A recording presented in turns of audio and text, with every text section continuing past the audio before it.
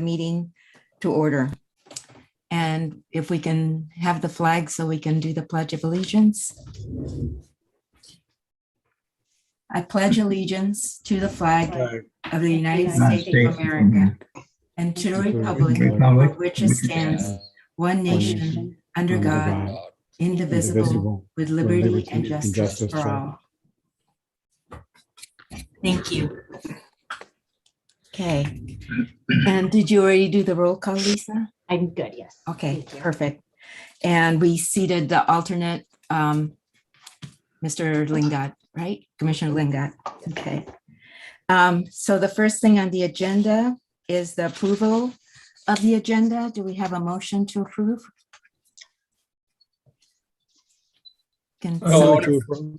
Okay, and do we have a second? I'll second.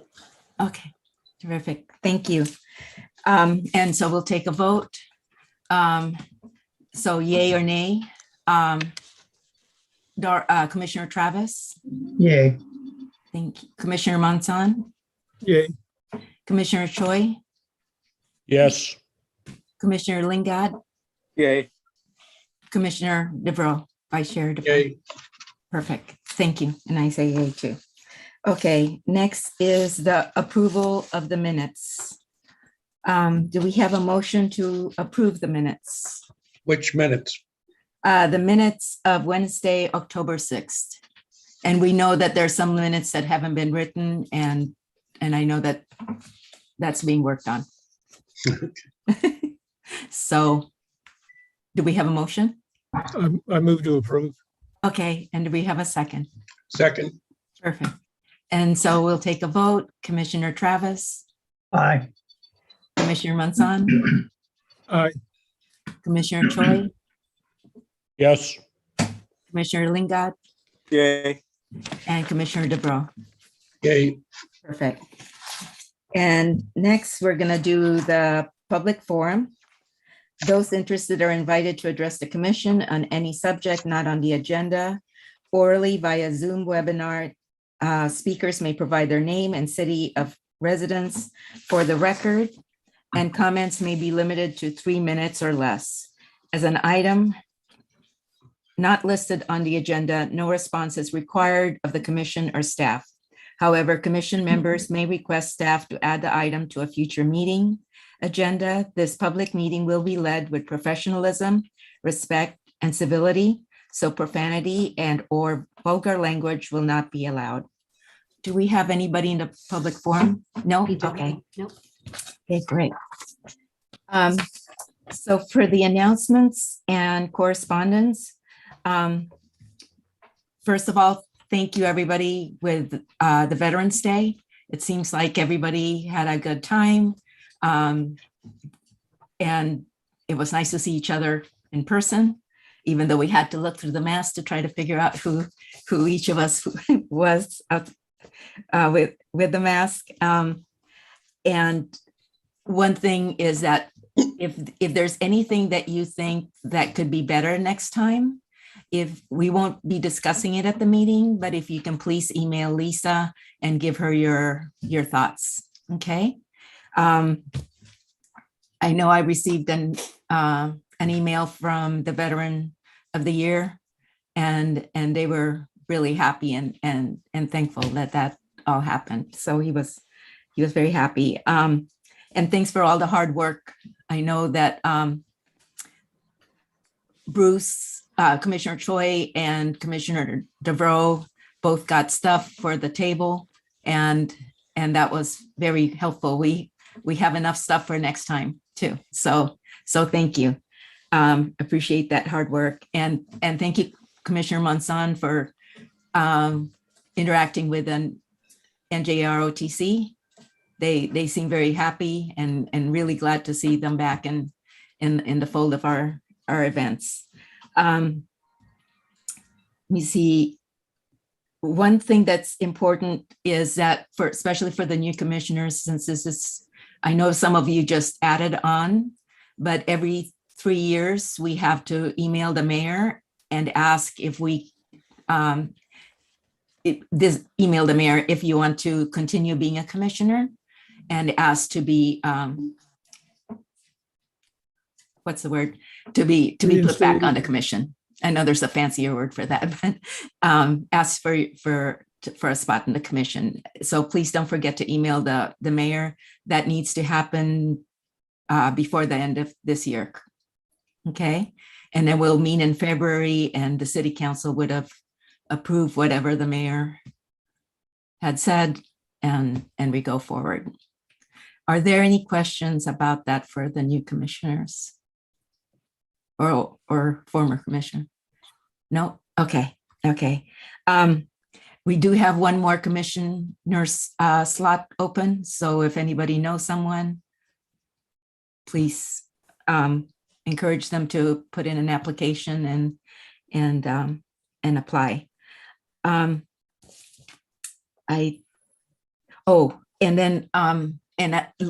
Just to make sure, Lisa and I have talked for the new commissioners. We're trying to figure out how to do the photos so that we can update the website and get your photos in there. Lisa's gonna take care of that. And she's also taking care of the business cards, the desk plate tags for when we go back, and then our commissioner badges. So just to let you know that that's coming. Okay. So I think that was it for announcements and for correspondence. There were a couple of inquiries about the Veterans Commission, and we answered that through the Milpitas Public Affairs. Okay, so if there's nothing on any of that, we're going to go to the business items. First on the agenda is the Veterans Chamber of Commerce. The Veterans Chamber of Commerce will provide the commission a presentation about their business and ways that the commission may be involved. And the recommendation is to receive the presentation, and then we can ask questions afterwards and discuss the ways they're going to make recommendations. This is something that we talked about a few months ago, and they've been in the background kind of watching us and seeing where we can help. So Mr. Molina, thank you so much for all your help, and we look forward to hearing what you've got for us. Well, thank you very much. And it is really a pleasure to be here today. Thank you for the invitation. And I know we've been talking back and forth via email for a while, and you extended the invitation for us to kind of watch the process and see how we can get involved. And the Veterans Chamber our main focus is collaboration and partnerships. So we created a chamber to provide a platform for veterans across the nation to not only receive help when we transition out of the military, but also how we can, as veterans, help and become more involved in our local communities. And that's something that when we see, veteran commissions, we see military affairs commissions, that we want to participate and see how we can collaborate. One of the main focus that we have is, as a Chamber of Commerce, is providing that connectivity between organizations. So we welcome organizations who are not only helping the veteran community and the military families, but also communities, civilian communities who want to connect with veterans. One of the things that 9H hardness. How's that? So one of the areas that we provide, so we have 4 areas of focus. And I know we have a PowerPoint, if you can put that on the screen, or I can just talk. Either way is fine. But we have 4 areas of focus. One is transition on employment. As we transition out of the military, one of the main aspects, to continue supporting our family is jobs. So jobs becomes one of our kind of key factors on how to support and how to help our families become successful. The second pillar is education. So we collaborate and we partner with higher education, universities, community colleges, and vocational schools to provide certification, degrees, academic degrees for transitioning veterans. We strongly support education as, like I said, education is a key component when we transition out of the military. Most of the jobs that are available nowadays require some type of certification, some type of degree. And so we like to see our veterans acquire those degrees. And the other pillar is jobs. Jobs, not just as a job per se, but as a career. We found through our collaboration with companies that many of the veterans who transition out of the military, they tend to leave the companies within 3 years. And we wanted to see why this was happening and what was causing this effect. And one of the things that we found is a lot of transition in military, we find it a little bit difficult to have that connectivity, that sense of purpose that we had in the military. And that sense of purpose creates a little bit of a confusion, internal confusion, and not being able to match the way we want to continue our careers with the jobs that are being offered. So we're working with organizations, employer organizations, large companies, mid-sized companies, or even small companies, to identify and help them onboard veterans in a better way. So we work with them to help them understand what the veteran is looking for, how to best support the veteran, and make that connection with their jobs. The fourth pillar is family. I think when we go into the military, we don't really go alone. We go as a family. I mean, our spouses go with us, our children go with us, and they go and go through the same process we go through, and they kind of go through the different lifestyles and life changes. So our spouses need different type of jobs, different type of activities, and when we transition out of the military, so is our family, and the challenges that we have are also faced by the family. So we focus on a family approach, and that's what we have in this About Us. This is the things that we believe, and you can see that on the screen. We believe that on the family approach, again, we all go in, we all go out. We believe on supporting all family within the chamber, veterans, active duty, parents, spouses, and the children of the veteran. And we like to work as one unit. So it's very important for us that we establish collaboration and partnerships. And that's one of the areas or aspects that we are kind of, why I'm here today, is to, how can we collaborate? How can we support you? How can you support our mission? How can we work, and not just from me to you, for you to us, but more, how can we work together? And what can we do together to benefit, to improve the veterans in that community? Next slide. From the beginning, we wanted to create an organization, a chamber of commerce, that it had no obstacles. So we decided from the beginning to be a free membership organization. Most chambers do charge, and we understand that, and we respect that. But we wanted to be a little bit different. We wanted to be a chamber of commerce a little bit outside the box, and we wanted to make sure that there were no obstacles for veterans or transition military. So we wanted to keep the membership free for veterans and organizations that serve veterans.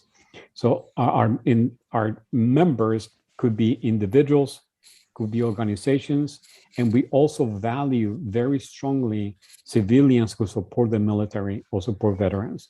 So they're kind of part of the same family. Next.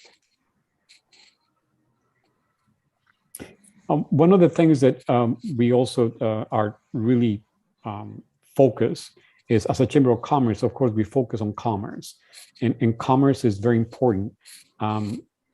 97% of the businesses in the US are small businesses. And that's our focus, is a small business. Individuals who want to start a business. And we strongly, encourage to have multiple sources of income. Especially nowadays, everything's so expensive. So having a career and also a gig or entrepreneurship on the side. So we support programs. We have courses on that support military spouses on having home-based businesses, and we provide, and through a collaboration of different mentors like SCORE, We Got Your Six, and H5, coach abilities, mentorship abilities. So the person who's starting a business can actually have one-on-one support along the way. And that's one of the key elements. I don't know if Lisa mentioned to you about me, but I've been in the higher education industry since 1998, and been a faculty professor and teaching entrepreneurship is one of the things that I noticed over and over again, is that the businesses who have mentorship along the way as they start their business are more likely to succeed in their business enterprise. So it's very important when we provide these courses that we also bring mentors along the way. So we have courses, that we offer. And all the thing I'm doing right now is just kind of give an overview of the different programs that we have, but just kind of give you an understanding of what are the things that we do. Next. This is, again, one of the aspects that we do is when we're talking about onboarding employers in how to hire veterans and what the process would be. So one of the things that, as you know, when employers hire veterans, the veterans come in with tax advantages. And that's something that we found employers are very attracted to. It's like when real estate agents find that veterans have approval from the VA, they're more likely to business with the veteran.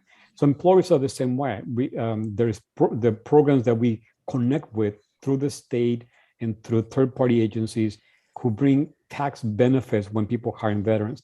Our main goal is for veterans to get a job, and not just a job, but a career. And we want that match. Part of this program is the Veteran to Supervisory or to Leadership Training Program, which basically helps in transition military who already have leadership skills to actually become supervisors or managers in organizations.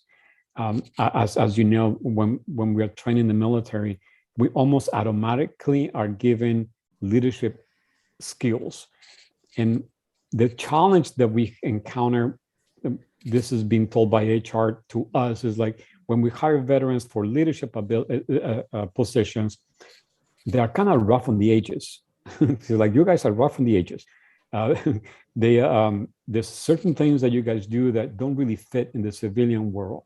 And so we work with the employers to make sure that the veterans who are hired, they kind of meet that criteria for the civilian employment. So when they're leading their employees in that particular organization, the organization is not open themselves up for lawsuits and things like that. In the military, they tell you to buff the floors, and you buff the floors.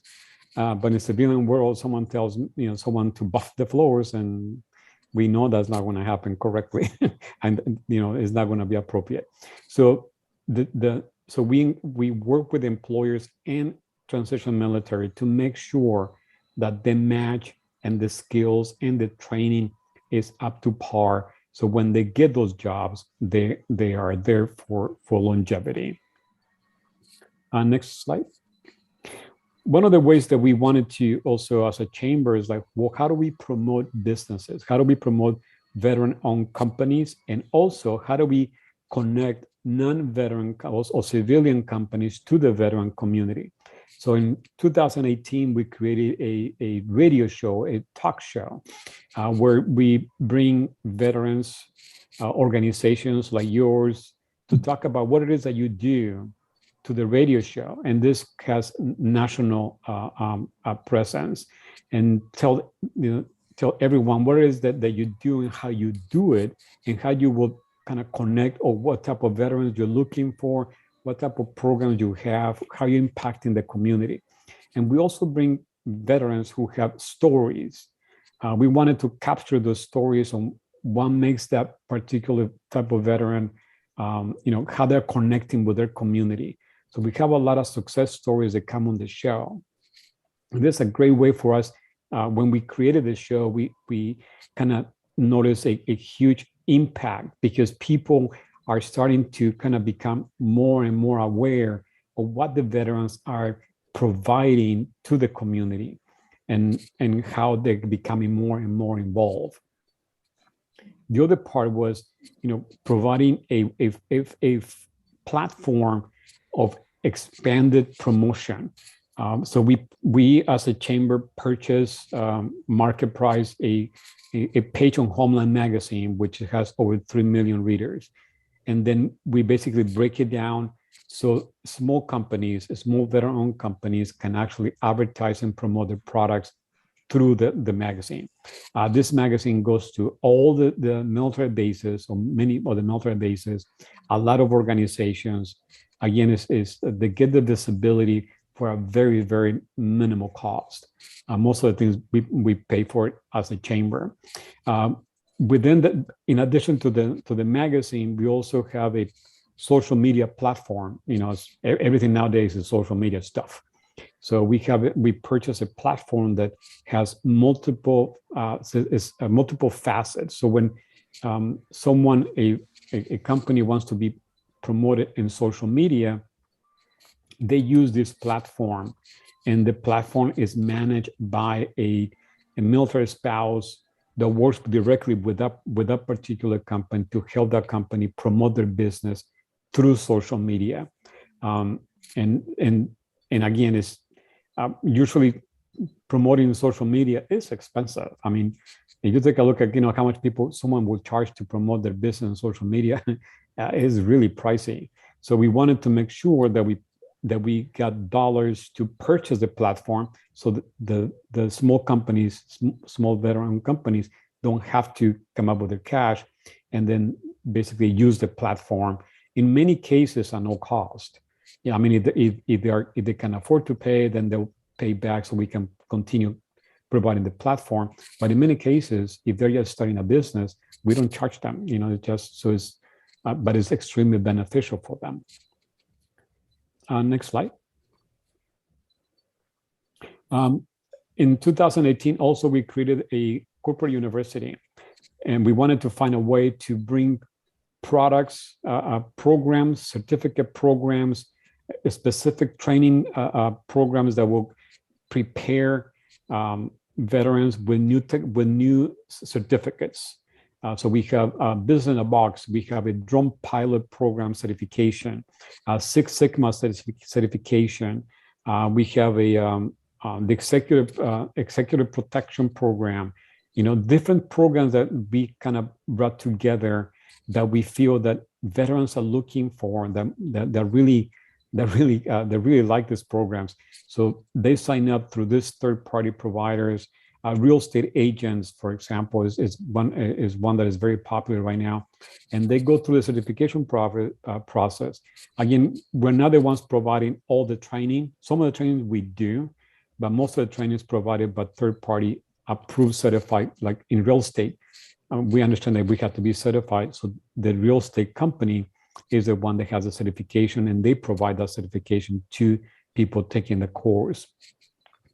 We partner really, again, we love partnerships. So we partner with other universities like Excelsior College, Bear University, University of Minnesota. And we have a program with Cal State, Cal Poly Pomona for veterans in agriculture. So programs like that we see value for our veterans, we going to make that connection so we can make it available for our veterans that come in and want to learn something new or get a new certificate or something like that. Next. One of the things that we do as a National Chamber of Commerce is we wanted to identify who was a veteran-owned company and being able to provide that kind of opportunity for them to be recognized as a veteran-owned business. So we as a chamber created a national veteran-owned business network. So the veteran-owned companies can sign up and then use the logos, use the PR that is provided, use the banners, or kind of like marketing material for them to be recognized as a veteran-owned company. Most cities still don't have a checkbox when people will get a business license, or not cities, but counties, and they're a veteran-owned business. The VA has not gonna keep track that well on that. So finding veteran-owned businesses is also one of the challenges for us. And that's something that we always looking for cities or counties or municipalities to kind of help us find these veteran-owned businesses so we can help them be more recognized through these designations. Next. This is the Veterans First Initiative. This program was created to help veteran families or transition families purchase their home. And we wanted to,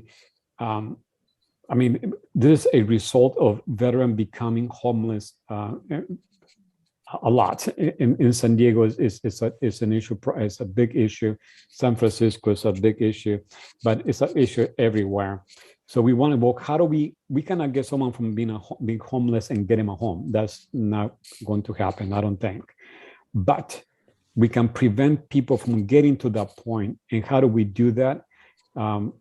We wanted to create a network. So we create a network of real estate agents and a network of lenders who themselves together can help transition military purchase their home, their first home, using the VA loan program.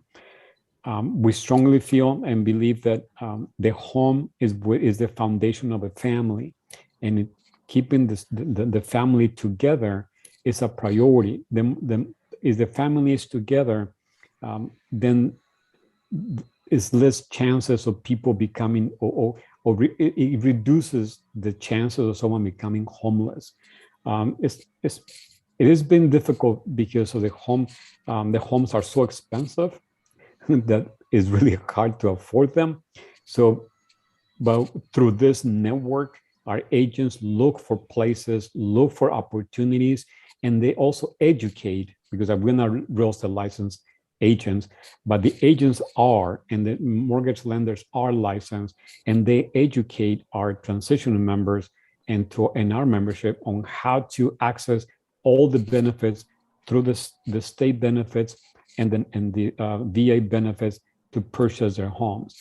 And I purchased my home through the VA, but not through an authorized, not veteran-friendly agent. And I pay a lot more than someone who has basically gone through a veteran-owned or veteran-friendly agent, which is they know more about the different process and programs that are available for veterans and for military families, especially when they are first-time home buyers. So this program is very important for us because this is a way that we contribute to reduce and hopefully prevent many of the homelessness that we have. Next. How to get involved? A lot of people say, well, how do we get involved with the chamber? And we have two very basic ways. One is become an ambassador or a delegate. people across the nation, they become ambassadors, they attend meetings on our behalf, or they become delegates. That means they organize groups within their communities of either veterans and non-veterans who are supporting the military, and basically attend meetings. They become our eyes and ears in those communities. So that's how we get a lot of information as to what's missing in certain communities, or what things are going great in some communities. And then as a chamber, what we see our job is not so much about direct service providers, because that's what all the organizations are, direct service providers. Our job is to provide a platform and to recognize what great things other organizations are doing. But those are the main two ways that people get involved with us. Next. And point of contact, there is my name, Joseph Molina, and that's my email address. And at this point, if there's any questions, I'll be happy to answer. And for some reason, I cannot get rid of the seal and put my face on it. I apologize. There's no option for me to do that. But hope you don't mind.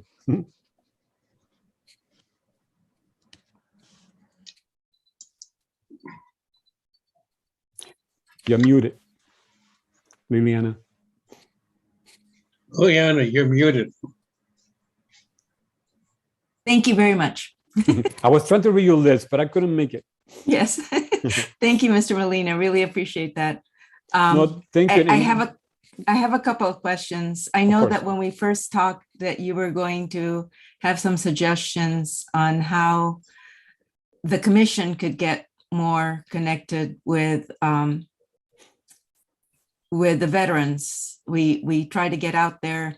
I know that when, as I was answering questions, homelessness, and we all know homelessness and suicide are big things. Mm-hmm.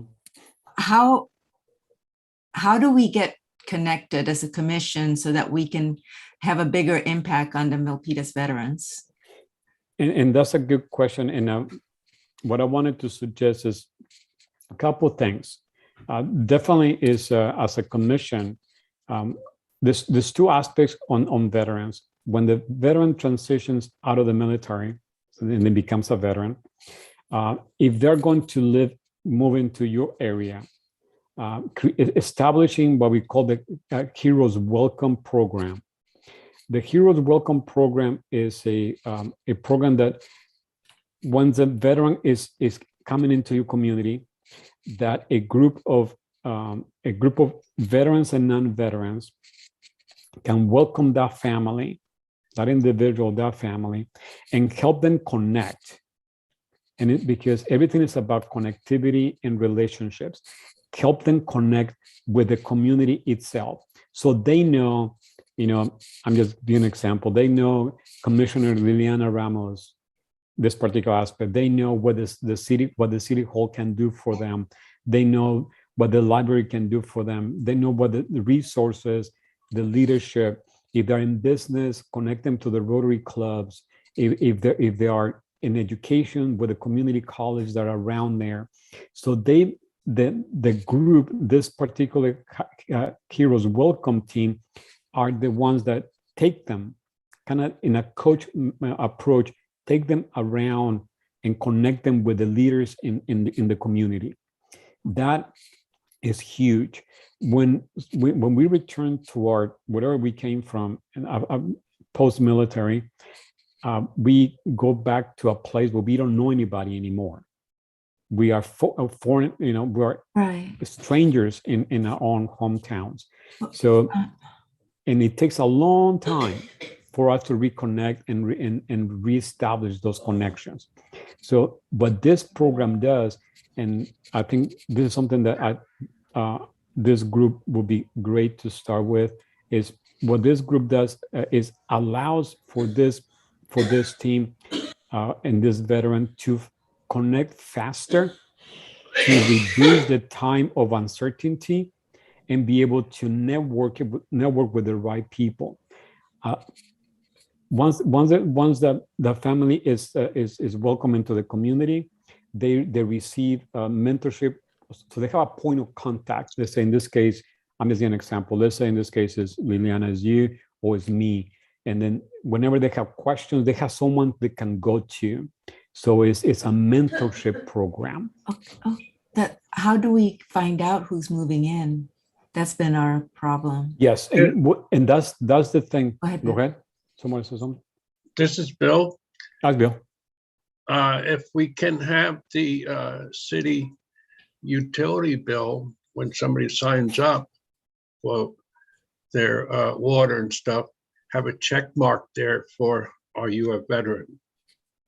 And from that, we will know who's coming new into the town. That would be an awesome idea, Bill. That will be easy to do. We will know who's coming in, and we will then we can approach that family. And I mean, what we did in San Diego, we just brought him a basket. I guess just a friendly welcome. Brought him a basket with dry stuff and wet stuff. Like water and just presents. But within the basket, there is also information. We sat down with the family for like 10-15 minutes just to say hi, and then given the information, and then we left, and the mentors stay behind, just kind of interact with the family, see what they will need, and kind of create a plan for. And this takes 90 days, and we get the family connected with the community. That's all it takes, 90 days instead of 3 or 4 years. I have another question. Yes, Bill. Is it possible we can get a copy of your presentation? Because there's a lot of information there that I would like to look into. Yes, of course. And Lisa has my presentation, if you can provide that to you. And then Thank you. I'm also typing, that's the website. And one of the things that I love doing is working on new projects and new programs. So you'll see on the website, there's tons of programs, and I love every single one of them. It's just amazing. People bring programs to us, or we create our own programs, but all these programs have a positive impact on the military families and the veterans that are, that are impacted.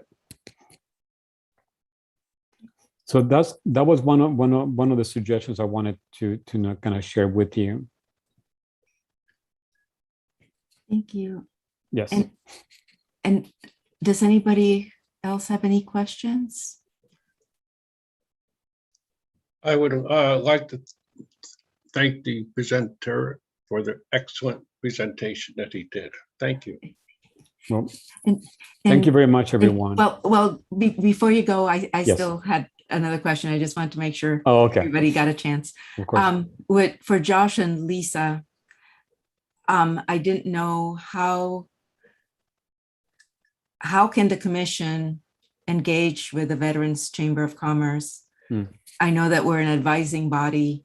So what is the next step for us? What do we need to do? Okay. And that's a great question. I'm glad. That's a totally awesome question. The one thing that I would like for you to do, whoever is in the commission, Liliana, whoever is in the commission, is to, if you go into the, I can send you the link, Liliana. Okay. And I would like for the commission to become an organizational member of the chamber. The only thing is we're part of the city, so we the city can become follow part of the rules. So that's why I didn't know how to proceed with that part. Yeah, it's in some cases, like community colleges and cities, whoever is doing it, they can just complete. It's a simple form. There is no agreement or anything like that. It's a simple form is basically about collaboration, and then from there, and whether it's the commission, the Veterans Commission, which makes sense, or the city, that's also totally fine.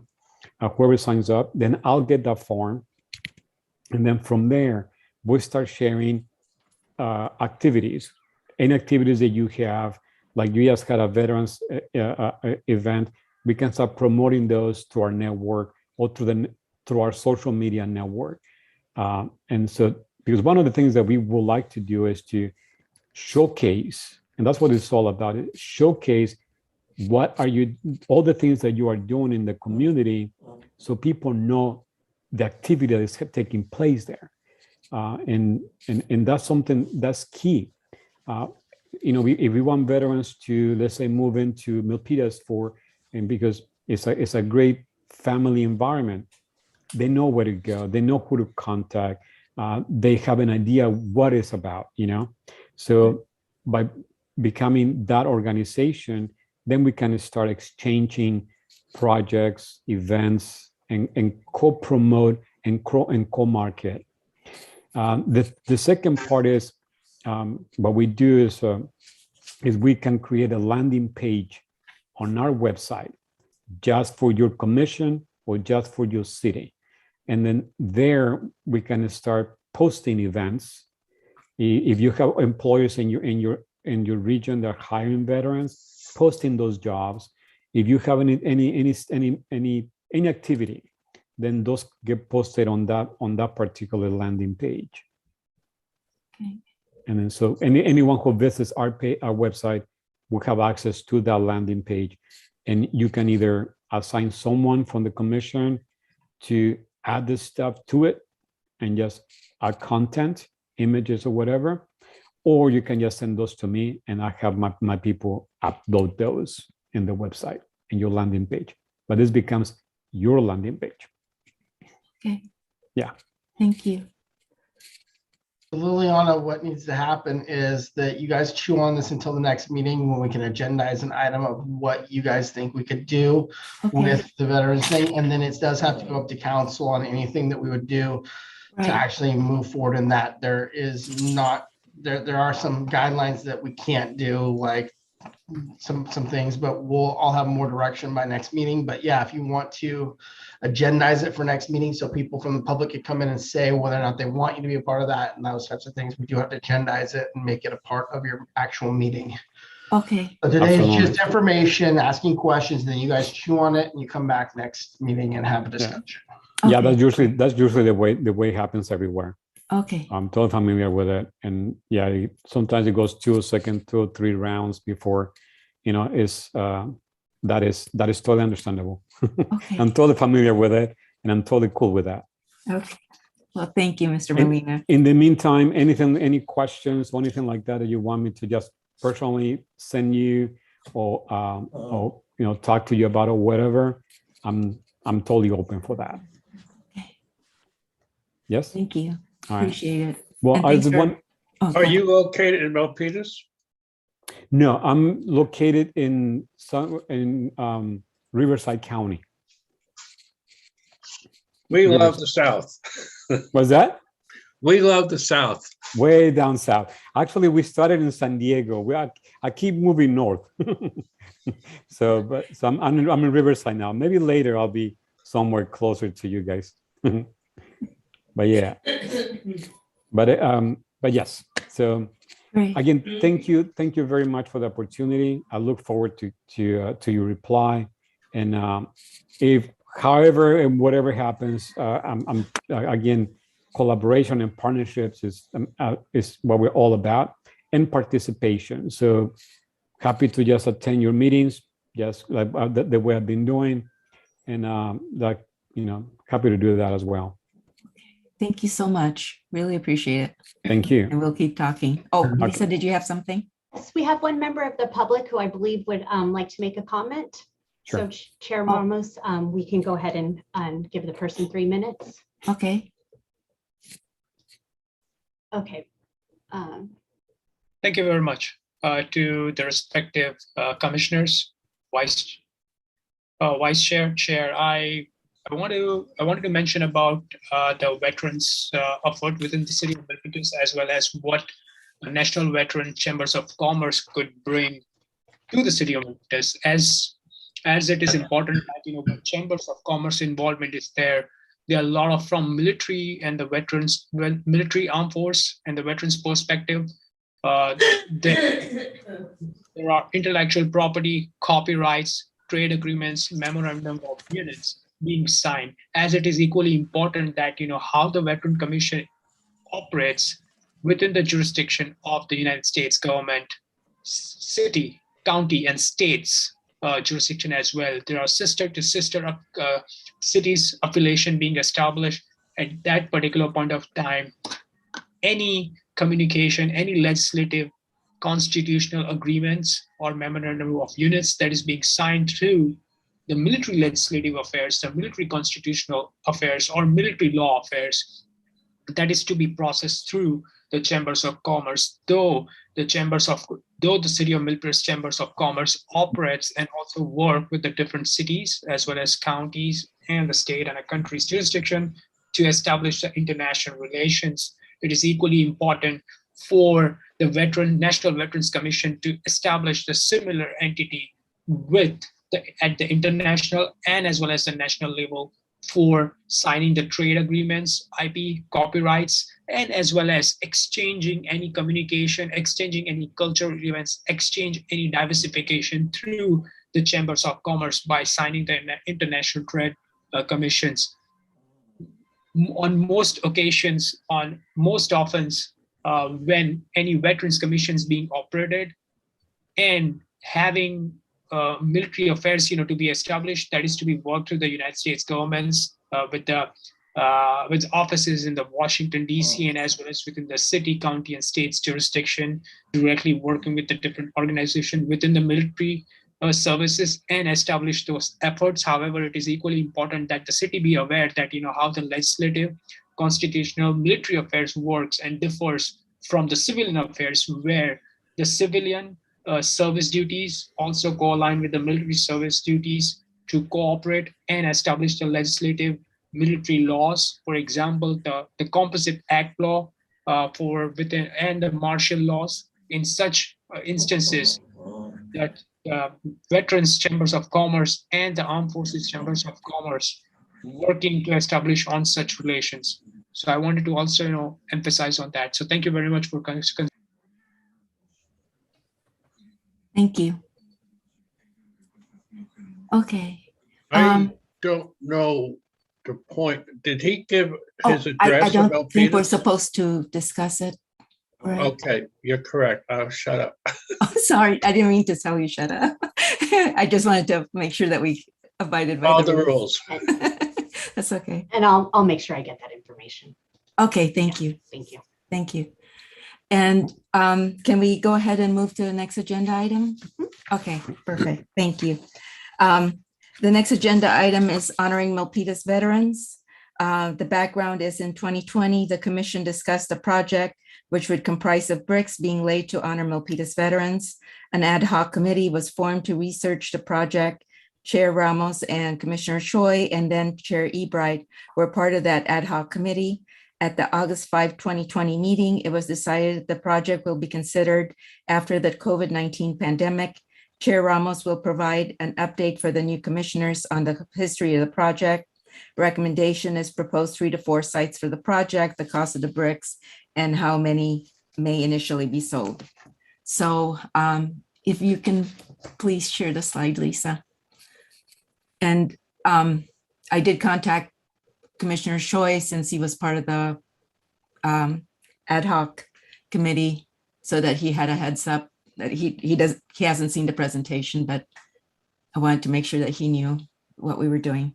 So you can go on to the next slide, please. Okay, so the history is there was a discussion during one of the commission meetings about honoring veterans, finding a way to do it.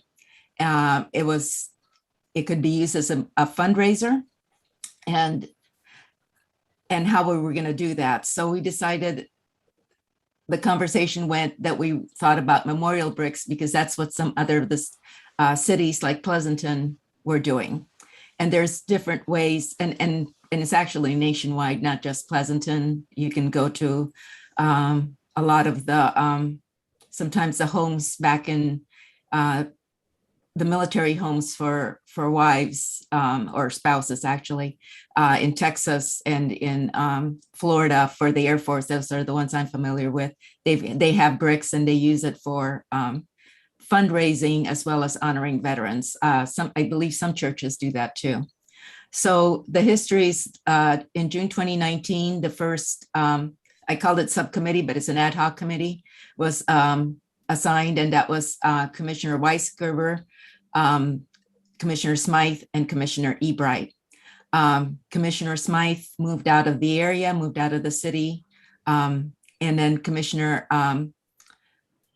unfortunately, Commissioner Weisgerber passed away. And so August 2019, we created a new commission, added Commissioner Choi replaced Commissioner Smythe, and I replaced Commissioner Weisgerber. I don't think it was reflected in the minutes, but we, in meeting with Commissioner Ebright to try to get some of this information, he was able to give me some of the notes of when it actually happened. I remember the conversation, but somehow it wasn't reflected. So Commissioner Choi, Commissioner Ebright, and I, Chair Ebright, and I had met several times to try to look at this area, and you can see a picture there of the Veterans Plaza. So we were looking for areas around the plaza so that it would kind of be cohesive of the Milpitas veterans. There's a place for all of them there. So Commissioner Ebright had this package that he submitted in November 2020 to Dale, and the idea was that the city was taking this package and our ideas, our recommendation, to present to the city council for approval. In December 2020, the commissioners that were there at that time got copies of that, and we all voted to move forward with this plan. If I can please have the next slide. So the bricks are 1/2 inch by 4 inches by 8 inches. They're available for $19 plus shipping from Bricks R Us. And it's free shipping for a minimum of 10 bricks. And there's 3 colors that we can choose from.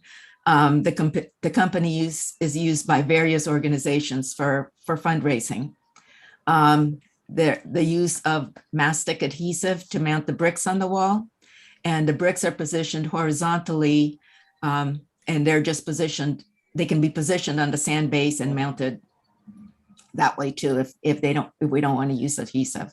So those are options. So this is the basic of information about the bricks that we have.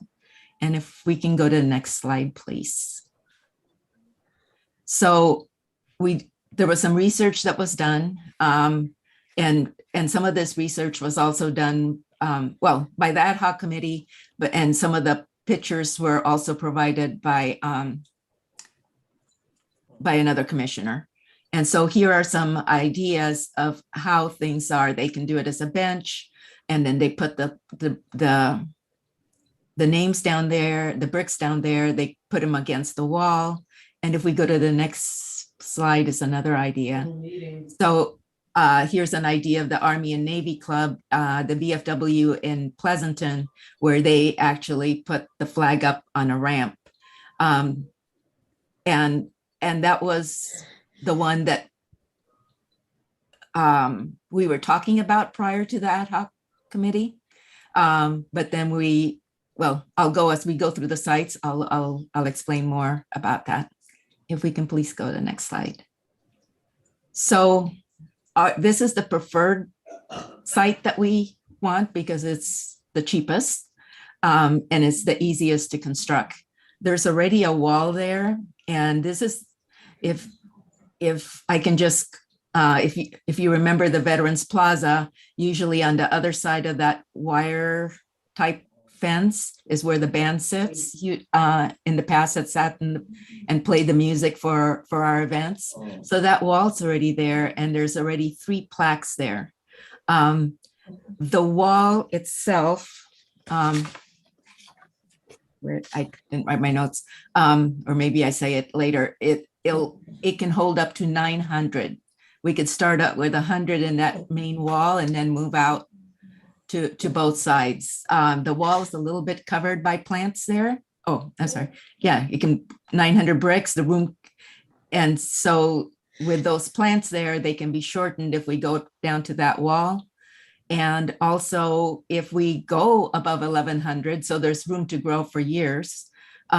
If we go beyond that wall, we could actually do a little fence and put some bricks on the ground, but they would be protected. So that one of the discussion items was the bricks on the ground versus the wall.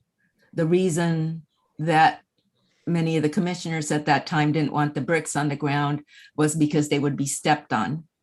And it seemed disrespectful to do that. And so that's why if we ever grow to the plant side, then we can put a fence around it and kind of protect it. If we can go to the next slide, please. And so this is the view from the Veterans Plaza. There's when we first took the picture somewhere in the pandemic, because this was going on, the ad hoc committee was meeting towards the beginning of the pandemic, and this is how it looks now, just to kind of put people's, give people the idea of where it is. And if we can please have the next slide. So this one is the second location. This is where originally one of the, I don't know why I'm going blank, but one of the, a past chair was wanting that this design, which is really nice. But then as the ad hoc committee discussed, we thought, you know, a lot of our vets don't really sit on the chair. They stand around there. So does the fire department, so does the police department. And we were thinking that building something like that might take away people's preferred place to stand. Also, it'll be more expensive. And we weren't, and that's right. The other thing about this location is we did not want this configuration to look like the VFW has, because we thought that that could be a potential temptation for people to want to, my brain is starting to get fried, I guess, trying to slide, skateboard, to skateboard down the thing, and we didn't want to do that. So we were thinking that it would be more like a wall, and then we would put the bricks on there. Of course, that would be the most expensive site that there would be. And so the next one, please. So the third site would be that there would be around the memorial, but then the bricks would be on the ground and there would be a fence around it. And so that's why that's not our preferred one, because again, you know, it'd be just really easy. It's right next to the walkway for people to step on. And if we can please have the next one. Okay, so here's just, I know that's real small, but just to let you know that that was part of the package where we gave sample order forms. And the next one, please. So so again, this is the preferred site because there's room to grow. There was a fourth site that we had discussed, but we nixed it, and that's why it's not in this slide. But I can just show you that where the windows are, somebody thought that we could get engravers to engrave the bricks on there. But then we thought people won't really be able to go up there and see, and if glass breaks, then, you know, it can snowball. So that was a foresight, but we nixed that before we submitted it to the city. And the next one, please. So here's some things that we presented to the city in that package that shows how the bricks would go, how the wall would be 12 inches high if we did build a wall at each. And I'm sorry. So the depiction of this is the depiction of the wall for the existing wall. And so he gave the measurements and and how we can do that. And he did that so that one of the things is that we can't really invite a contractor out to. So he did this part just to provide some information to the city. And the next one, please. So in answer to the questions from the city, from the recommendation is we do have 3 to 4 sites. The 4th site was disregarded due to lack of access. The cost is 19 cents per brick with Bricks R Us. The VFW sells them for $40 because everybody knows that it's a fundraiser. So that would cover other costs that might come with it, like the adhesive that goes with the brick if we do that. How many will be initially be sold? That would be hard to predict. But 1,100 is possible. And since the wall is already there, even though if we go with that site, even though it's hard to predict how many we would order the first time, I'm figuring at least 10. And there's really not much cost if we're charging the $40 because the wall's already there. I'm not a contractor, so maybe there's other things that we're not seeing that needs to be done, but that was what we saw. So the city will just need to decide if the budget will allow us to go ahead with this proposal. This was done over the weekend, so this was before we knew that we can't find a copy that was given to Dale.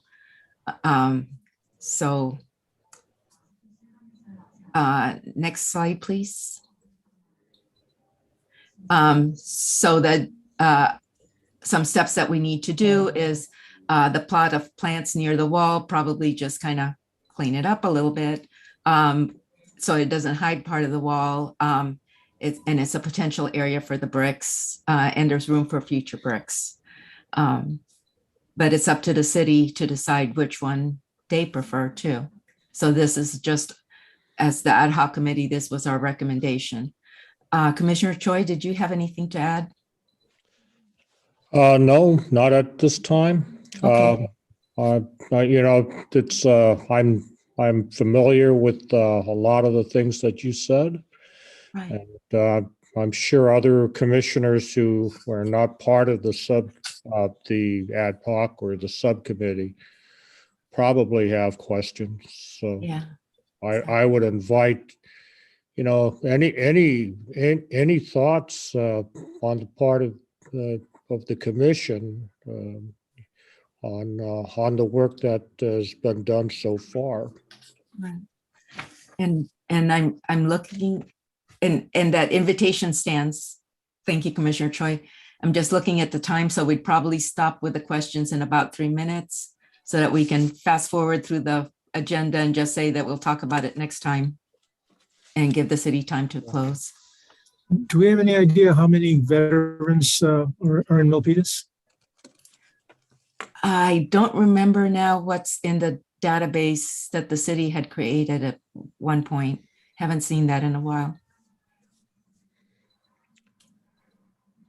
Off the top of my head, I'm not sure. I'd have to check. I don't know the numbers, but I believe it was discussed in the past that there are about 1,500 to 2,500 veterans who self-identified by filling out the questionnaire at our website.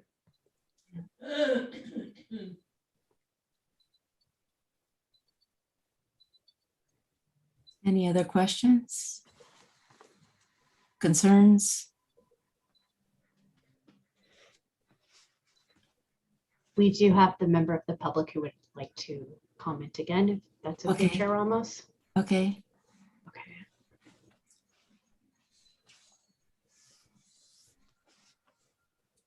Thank you very much again to the respective commissioners, chair and vice chairperson. I wanted to emphasize on about the BRICS project that has been taking place. I wanted to mention that the affiliation and the partnership that the Veteran Commission is bringing to the VFW Club of a Navy and Army to the Pleasanton. Also, I wanted to mention about when this project was initiated by when the chair was E. Bright MacArthur, and as well as the vice chair was Ed Eckerman. I wanted to emphasize that there was a conversation taken place also to establish an affiliation with the Marines Club within the San Francisco, and as well as the Navy and Army Club within the city of Milpitas at the NASA Parkway. Both the clubs having an affiliation and partnership authority with through the city agencies, as you know, they are the public clubs where the officers can participate as being a member of armed force services. And also about the BRIC projects, the participation in terms of Marine, Navy, Army, and Coastal Guard officers is to ensure that this clubs also provides the BRIC services where the veterans be enumerated and as well as be recognized for their services within the Bay Area, and as well as within the city of Milpitas jurisdiction as well, by forming up the public-private relationship with these clubs. So I request that chair be consider that the partnership and affiliation be formed with both the clubs, with the city of Milpitas and as well as the city of San Francisco with the Marine Club, with the respective board members, which is serving to both the clubs as a board members within this as a part of a city of San Francisco and city of Milpitas council member capacity.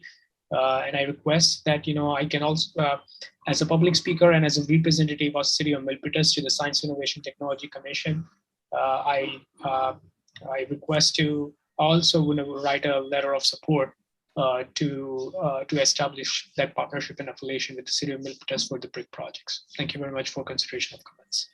Thank you very much.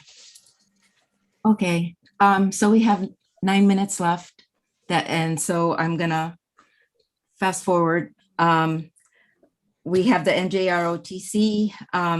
I'll just read it real quickly. The NJROTC program at Milpitas High School has expressed an interest in becoming involved with the Veterans Commission and assisted at the Veterans Day ceremony. The program has also expressed an interest in receiving support from the commission. Members of the commission may also show their support as individuals to the NJROTC program. Recommendation, Chair Ramos and Commissioner Monson we'll give it an update, but we'll table that till next meeting. Okay, because of time. Adopt a Vet program. As per the Veterans Commission work plan, Adopt a Vet's a standing item. The concept of Adopt a Vet program was brought up by past Commissioner Denny Weisgerber and voted on by the Veterans Commission to move forward. The concept of the program was for veterans to make contact with Milpitas elementary schools, and the veterans would visit classrooms through the school year to share stories and read the classes and bring opportunities for the younger generation to understand what being a veteran is. Recommendation is I will give an update. I will also table that for the next meeting. Liaison, this is city. I don't think we have the mayor here, so does the staff have any reports? Please join us for Holiday Magic on Main Street. We will be starting that on Saturday the 4th, and it will run through Sunday, December 19th. Okay, Check our Facebook page. There, all the information is on our thank you, Facebook Lisa. page. Thank you. And then future agenda items. So for the new commissioners, every year we we elect a new chair and a new vice chair. And so please come to the meeting. Veterans luncheon will be tabled, and that'll probably be on the agenda for next time.